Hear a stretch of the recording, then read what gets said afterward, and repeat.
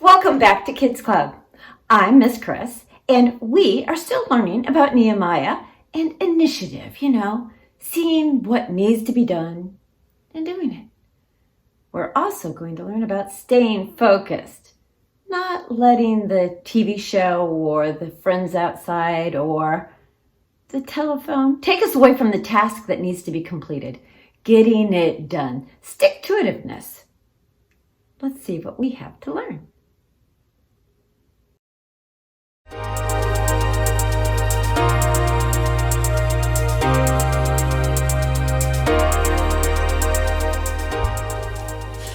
Good day, space travelers! It is I, Jacob, and I'm here to take you to the very edge of the universe, or at the very least, the very edge of initiative. Initiative is seeing what needs to be done and doing it.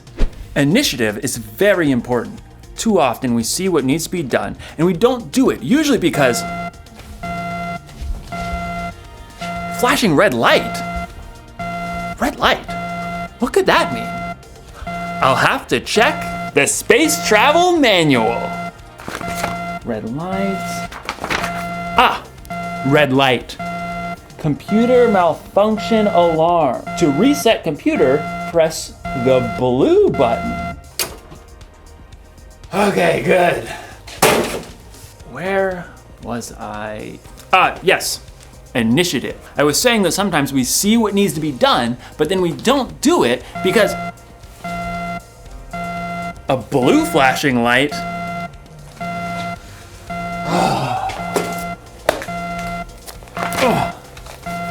Blue light, blue light, blue light, blue light. Clogged toilet.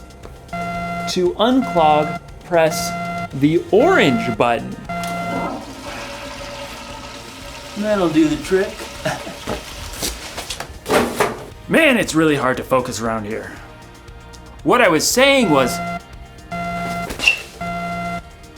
flashing orange light? Okay.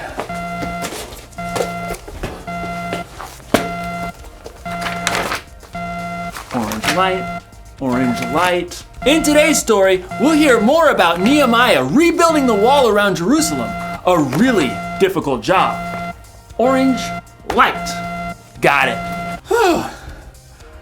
I hope Nehemiah doesn't lose focus. Oh man, what could that alarm be? Oh, I just got a text message. See you in a few. Now, for an amazing story, inspired by the book of Nehemiah, chapters 2, 4, and 6. When Nehemiah traveled to Jerusalem and surveyed the broken down walls, he saw immediately what had to be done. We must rebuild. God moved the hearts of the people to join him. Let's get started! Hooray! But while the Jewish people were eager to repair the tumbled down walls and ruined gates, the people in the lands around them were not so thrilled.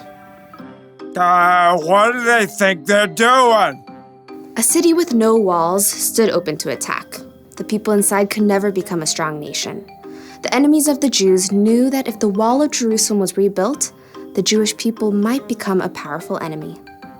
They must cease and desist. Sanballat, a Horonite, and Tobiah, an official from Ammon, marched right up to the place where the people gathered to begin work. Pathetic. What a ragtag group. Why bother to even start? You shall never finish. Plus, the king is gonna think you're trying to take over. Nehemiah kept his cool. The God of heaven will give us success. We serve him. So we'll start rebuilding the walls. Good luck with that. Nehemiah and the Israelites didn't need luck. They needed God's help. It was true that a few of the Jewish people were builders. Let's see. We've got priests, nobles, goldsmiths, perfume makers, farmers, grape growers, shepherds, any stonemasons. Well, let's get organized. Where he could, Nehemiah assigned each family group to work on a section of the wall closest to their home. Eliashib, you and the other priests will rebuild the sheep gate. Then, work on the wall up to the Tower of the 100. On it! Hassanah's family, I want you to work on the fish gate, lay its beams, and repair the doors with metal bolts and bars. We've got this! Nehemiah continued to give each family or group a part of the wall to rebuild. Old and young, men and women, they put everything they had to gather the fallen stones and hewing beams. In a short time, the wall began to rise again. Inconceivable! Sanballat and Tobiah were shocked to see the Jews actually making progress. They would mock the work to anyone who would listen. Do those Jews think they can make the wall new in a single day? Preposterous! The stones are all scattered and piled up like garbage. Suppose an itty-bitty fox tried to climb up on that excuse for a wall. The whole thing would fall down. Once again, Nehemiah ignored the heckling. Instead, he prayed as he worked. God, please listen to our prayer. Some people hate us. They're saying bad things about us. Don't hide your eyes from their guilt. With a burst of energy, the people worked even harder until the wall was half as high as it needed to be. Preposterous! Time for some action. Tobiah and Sanballat began to plot with the surrounding nations to attack Jerusalem before the wall could be finished. We must set guards day and night. Even with guards in place, enemies threatened, and the Jews were exhausted. There's rubble everywhere, and our enemies say that no matter where we are, they'll attack. Nehemiah refused to be distracted. He stationed families at the weakest parts of the walls, armed with swords, spears, and bows. Don't be afraid. Fight for your families. From that day, everyone carried their weapons, even as they worked. If you hear the sound of the trumpet, run to join us. God will fight for us. Nehemiah and the Jews worked from the very first light of sunrise until the stars came out at night.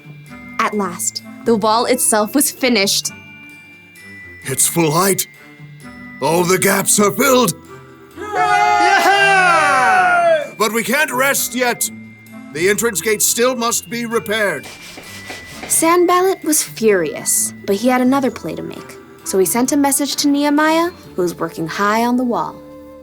Sanballat says, "Come, let's talk with one another. Let's meet in one of the villages on the plain of Ono." Oh no, I don't think so. Nehemiah knew perfectly well they were planning to harm him, but he stayed focused on the work and sent his own messenger to Sanballat. Nehemiah says, I am working on a huge project. Why should the work stop while I leave it? Why should I go down and talk with you?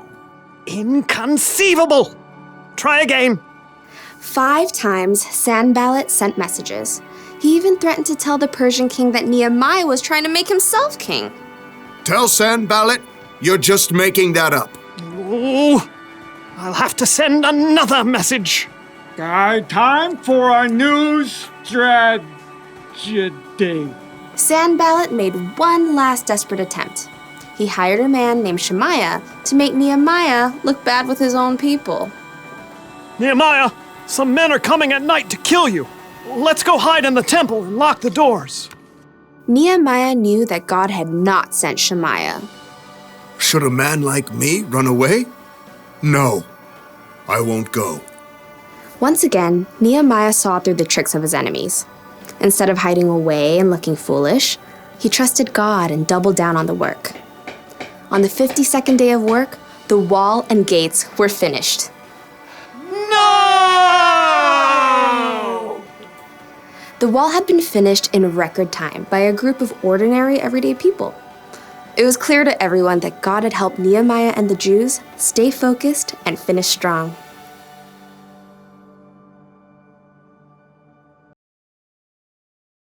Can't talk now. Gotta focus. Sorry about that.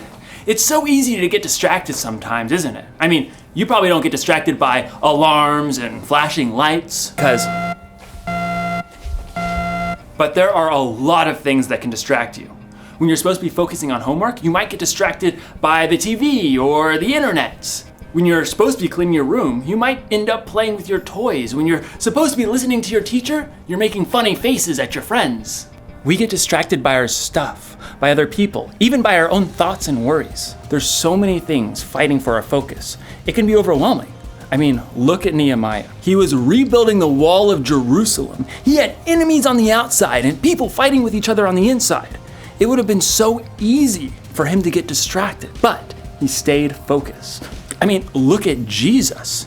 There were a lot of things that could have distracted Jesus from doing what he came here to do, but he stayed focused on what was most important, saving the world and making it possible for us to have a relationship with God. Staying focused isn't always easy, but when you focus, you can get things done quicker and better. So, the one thing to remember today is this: stay focused on what needs to be done.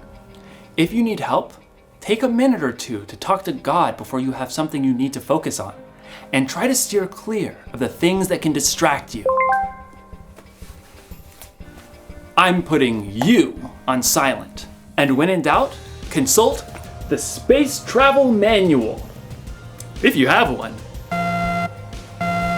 What do all the lights mean?